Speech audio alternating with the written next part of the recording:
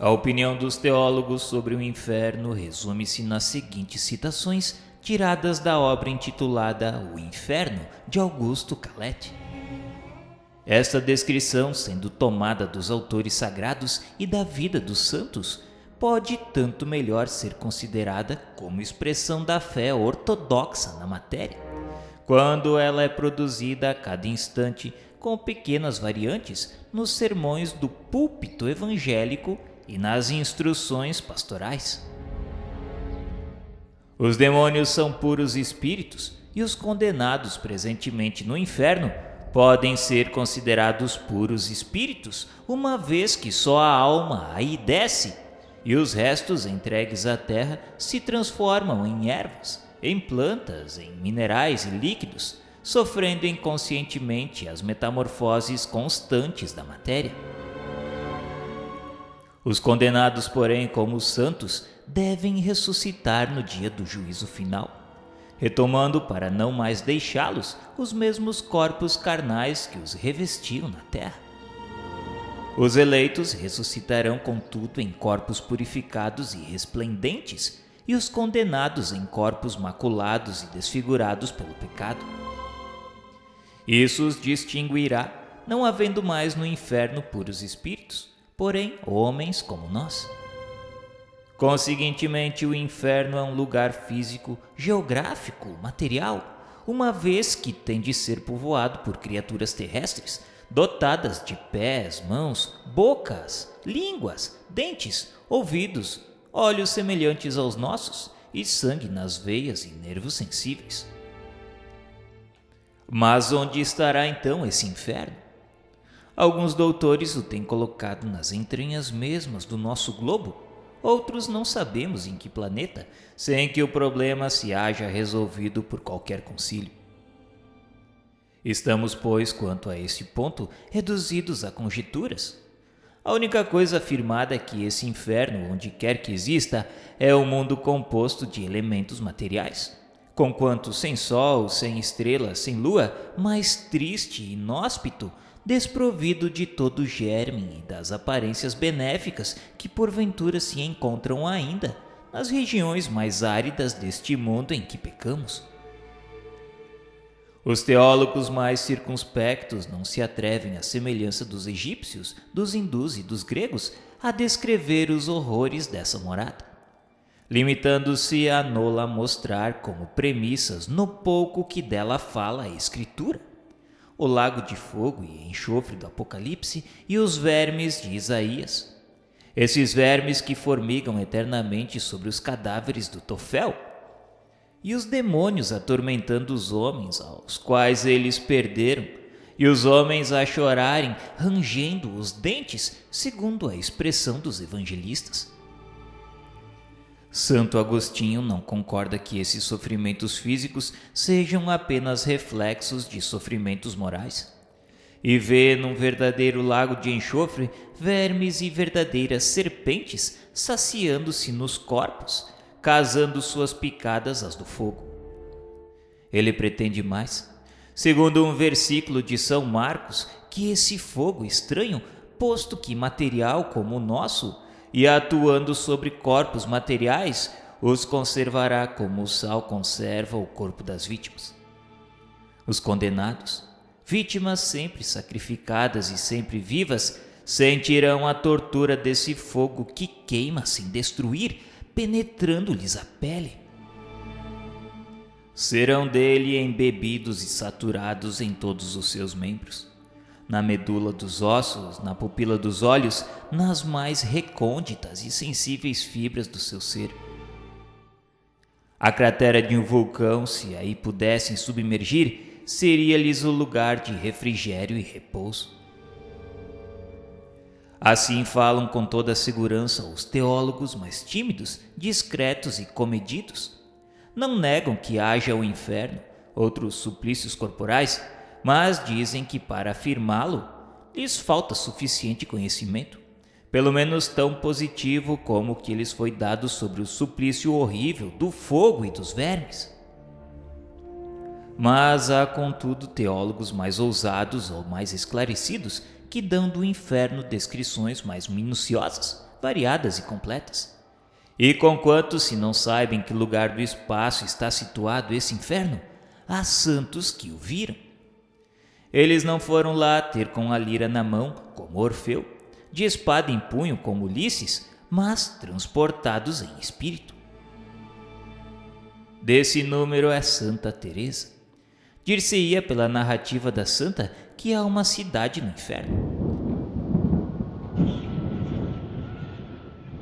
Ela aí viu pelo menos uma espécie de viela comprida e estreita, como essas que abundam em velhas cidades, e percorreu-a horrorizada, caminhando sobre lodoso e fétido terreno, no qual pululavam monstruosos répteis.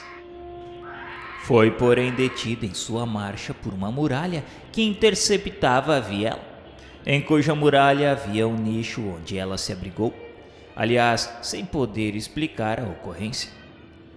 Era, dizia ela, o lugar que lhe destinavam se abusasse em vida das graças concedidas por Deus em sua cela de Ávila. Apesar da facilidade maravilhosa que tivera em penetrar esse nicho, não podia sentar-se ou deitar-se, nem manter-se de pé. Tampouco podia sair. Essas paredes horríveis, abaixando-se sobre ela, envolviam-na, apertavam-na, como se fossem animadas de movimento próprio. Parecia-lhe que a afogavam, estrangulando-a, ao mesmo tempo que a esfolavam e retalhavam em pedaços. Ao sentir queimar-se, experimentou igualmente toda a sorte de angústias. Sem esperança de socorro, tudo era trevas em torno de si, posto que através dessas trevas percebesse, não sem pavor, a hedionda viela em que se achava, como a sua imunda vizinhança. E este espetáculo era-lhe tão intolerável quanto os apertos mesmos da prisão. Nesta visão se reconhece todos os caracteres dos pesadelos, sendo provável que fosse deste gênero de fenômenos o acontecido a Santa Teresa. Esse não era sem dúvida mais que um pequeno recanto do inferno. Outros viajantes espirituais foram mais favorecidos, pois viram grandes cidades no inferno, quais enormes braseiros. Babilônia e Nínive, a própria Roma, com seus palácios e templos abrasados, acorrentados todos os habitantes. Traficantes em seus balcões, sacerdotes reunidos a cortesão em sala de festim, chumbados a cadeiras ululantes, levando aos lábios rubras taças chamejantes. Criados genuflexos em ferventes cloacas, braços distendidos e príncipes de cujas mãos escorria em lava devoradora o ouro derretido. Outros viram no inferno planícies sem fim, cultivadas por camponeses famintos que, nada colhendo desses campos fumegantes, dessas sementes estéreis, se entredevoravam, dispersando-se em seguida.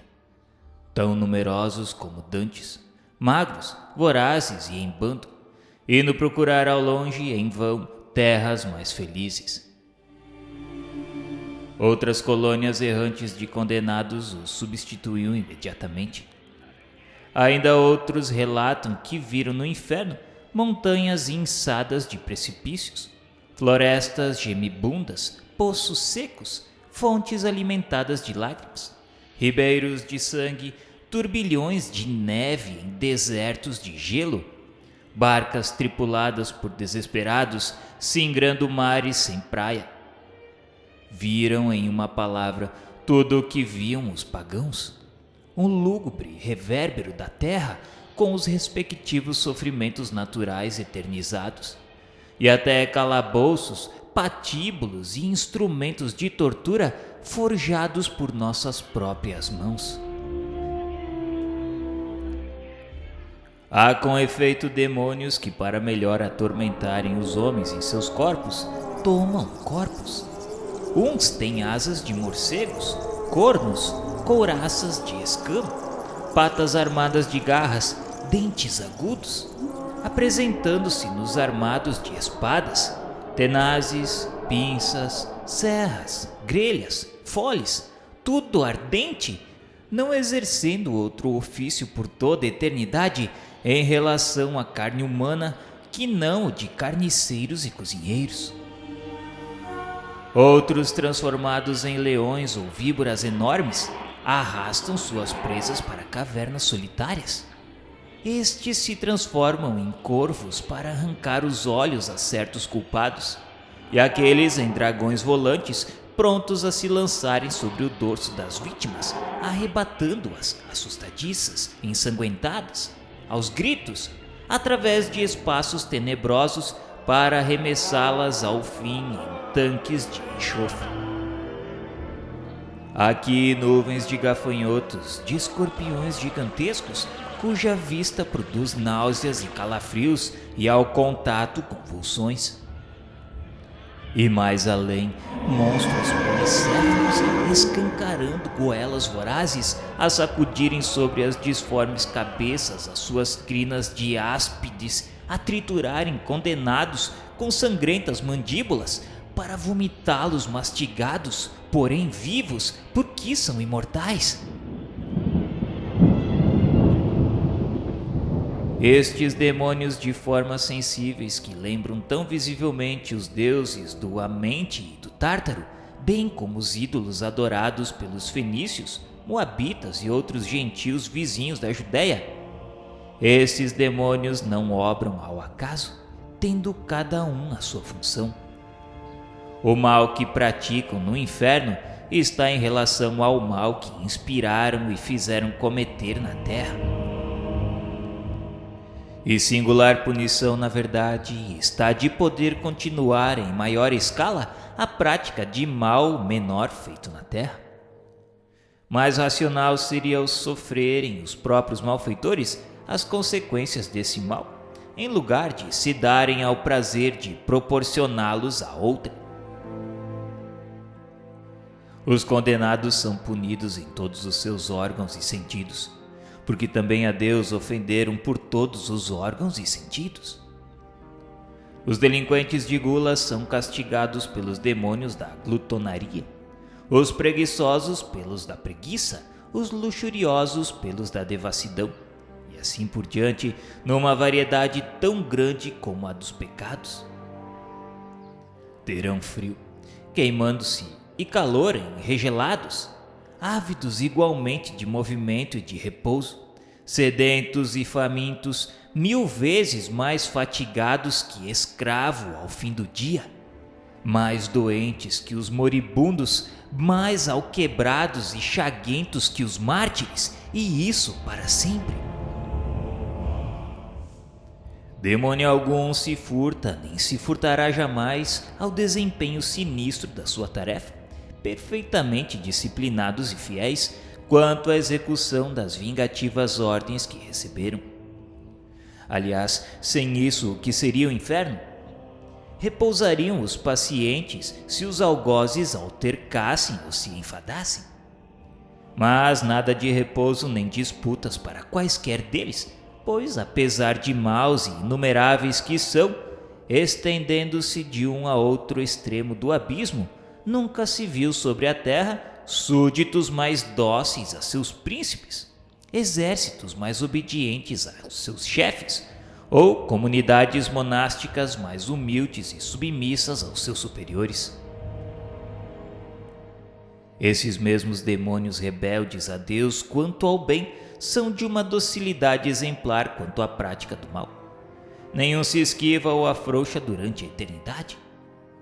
Que singular metamorfose em que fora criado puro e perfeito como os anjos!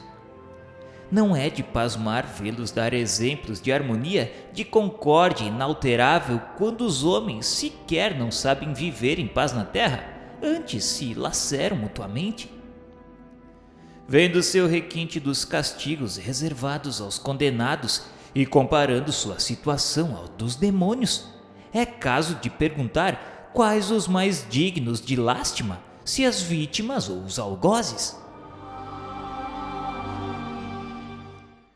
Quase nada se conhece da ralé demoníaca. desses vis espíritos que compõem as legiões de vampiros, sapos, escorpiões, corvos, hidras, salamandras e outros animais sem nome. Conhece-se, porém, os nomes de muitos dos príncipes que comandam tais legiões, entre os quais Belfegor, o demônio da luxúria, Abaddon ou Apolion, do homicídio, Belzebu, dos desejos impuros, ou Senhor das moscas que engendram a corrupção. Mamon é o da avareza. Moloque, Belial, Balgade, Astarote e muitos outros, sem falar do seu chefe supremo, o sombrio arcanjo que no céu se chamava Lúcifer e no inferno se chama Satanás. Eis aí resumida a ideia que nos dão do inferno sob o ponto de vista da sua natureza física e também das penas físicas que aí sofrem. Compulsai os escritos dos padres e dos antigos doutores, interrogai as pias legendas, observai as esculturas e painéis das nossas igrejas, atentai no que dizem dos púlpitos e sabereis ainda mais. O autor acompanha esse quadro das seguintes reflexões, cujo alcance procuraremos cada qual compreender. A ressurreição dos corpos é um milagre, mas Deus faz ainda o segundo milagre, dando a esses corpos mortais, já uma vez usados pelas passageiras provas da vida, já uma vez aniquilados, a virtude de subsistirem sem se dissolverem numa fornalha, onde se volatilizariam os próprios metais. Que se diga que a alma é o próprio algoz, que Deus não a persegue e apenas a abandona no estado infeliz por ela escolhido, conquanto esse abandono eterno de um ser desgraçado e sofredor pareça incompatível com a bondade divina. Mas o que se diz da alma e das penas espirituais não se pode de modo algum dizer dos corpos e das respectivas penas, para a perpetuação das quais já não basta que Deus se conserve impassível, mas ao contrário, que intervenha e atue, sem o que sucumbiriam os corpos.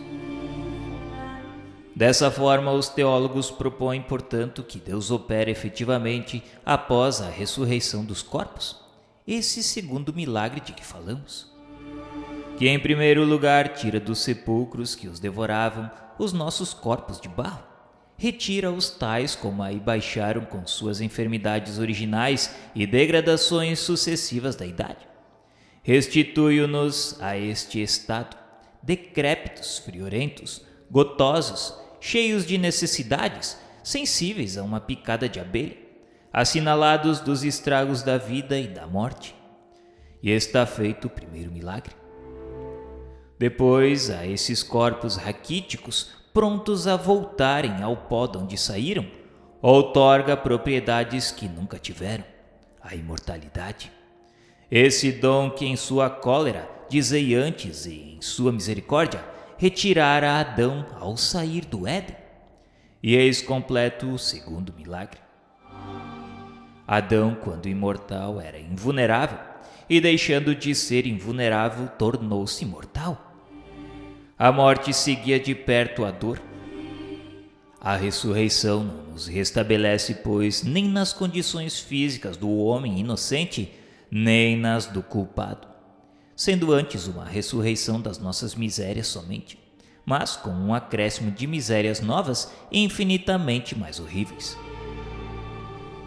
É de alguma sorte uma verdadeira criação, e a mais maliciosa que a imaginação tenha porventura ousado conceber.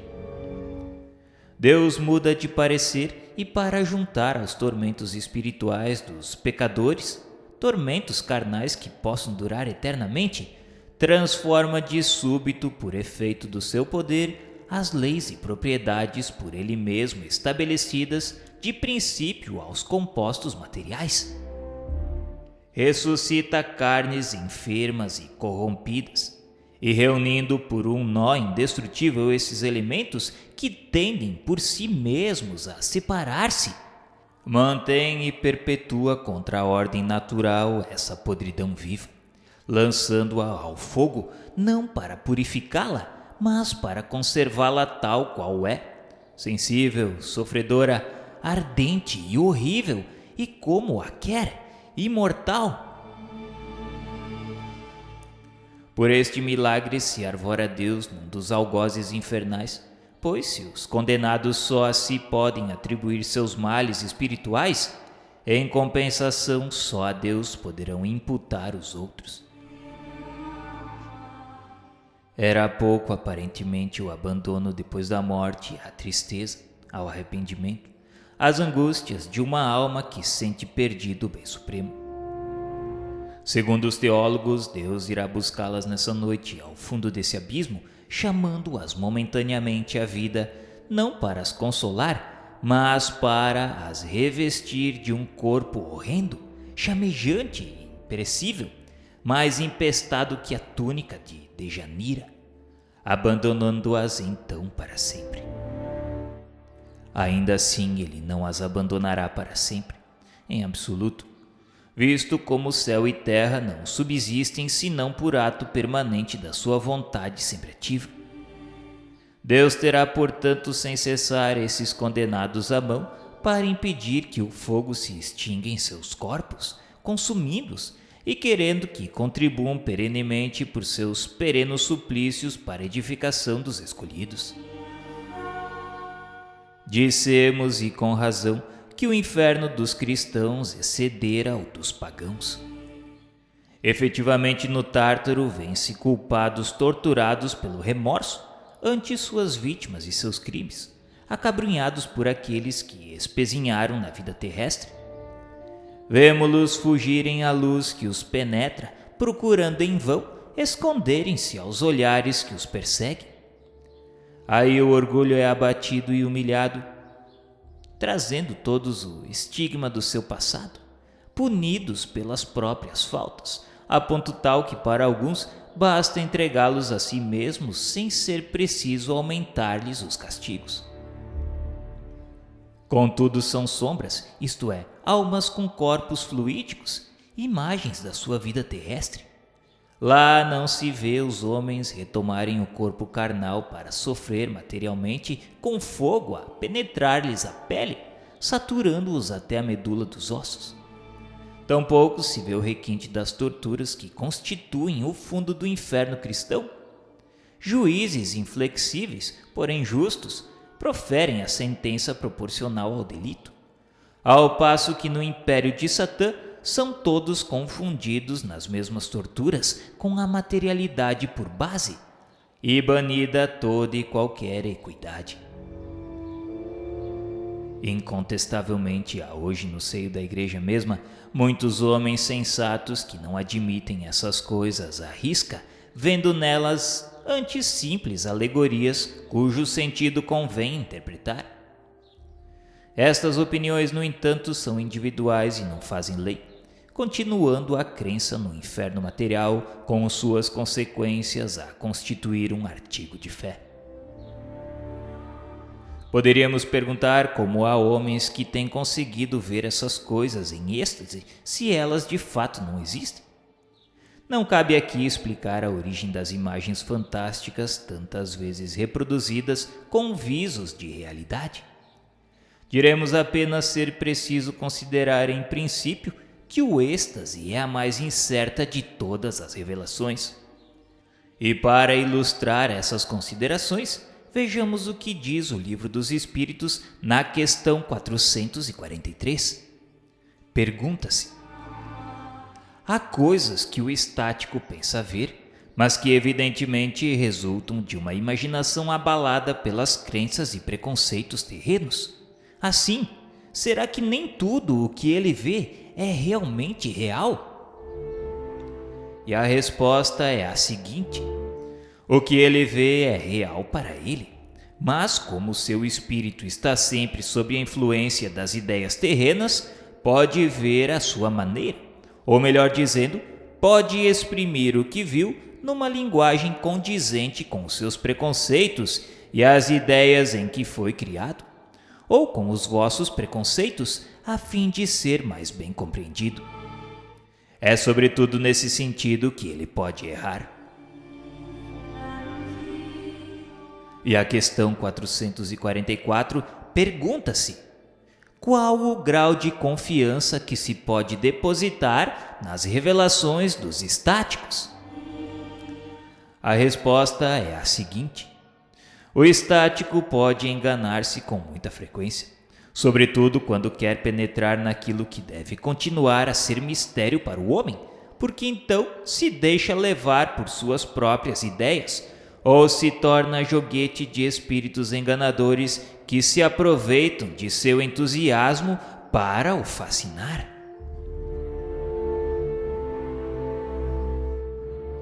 Por isso, o êxtase é a mais incerta de todas as revelações, porquanto o estado de superexcitação nem sempre importa um desprendimento da alma tão completo que se impõe à crença absoluta, denotando muitas vezes o reflexo de preocupações da véspera. As ideias com que o espírito se nutre e das quais o cérebro, ou antes o invólucro perispiritual correspondente a este, conserva a forma ou a estampa, se reproduzem amplificadas como em uma miragem, sob formas vaporosas que se cruzam, se confundem e contrapõem um todo extravagante. Os estáticos de todos os cultos sempre viram coisas em relação com a fé de que se presumem penetrados, não sendo, pois, extraordinário que Santa Teresa e outros, tal qual ela, saturados de ideias infernais pelas descrições, verbais ou escritas, hajam tido visões que não são propriamente falando, mas que reproduções por efeito de um pesadelo. Talvez um pagão fanático teria antes visto Tártaro e as Fúrias, ou Júpiter no Olimpo, empunhando o raio.